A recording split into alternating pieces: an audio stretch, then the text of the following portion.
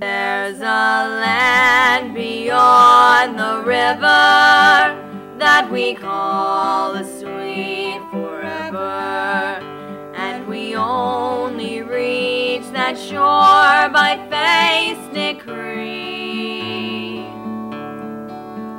One by one we'll gain the portals, there to dwell with the immortals when they ring.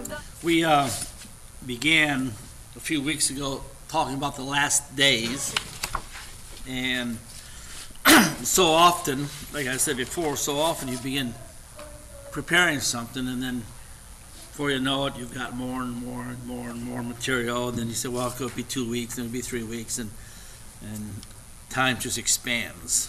And so anyway, we're going to conclude with this today, although there's really more we could understand. When you look at Revelation, you read about all the monsters and things coming out of the ocean, and heads, 7 heads and 10 horns, and people try to figure out all these things. But the first thing a person needs to understand is that this is a prophetic book about the destruction of the rebellion. That's what it's about. We can try to figure out who the 10 horns are. We can try to figure out who these different things are coming out of the ocean or out of the sea. Judaism, the rebellion. But, you know, people, as soon as you point that out, they could accuse you of being a racist or something of that nature. Jesus was always against the Pharisees. I don't know of any place in the Bible where Jesus says, oh, the Pharisees are pretty good people. They mean well.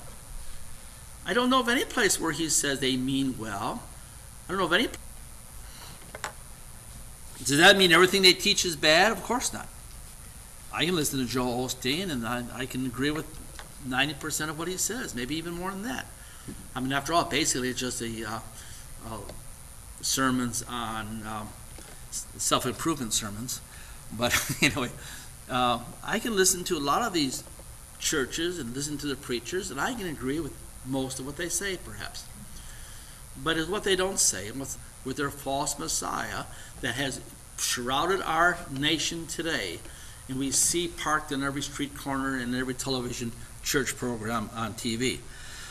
In Malachi, in closing, in Malachi, we read, for behold, the day is coming, burning like an oven, and all the proud, yea, all who do wickedly, will be stubble. And the day is coming when which shall burn them up, says the Lord of hosts.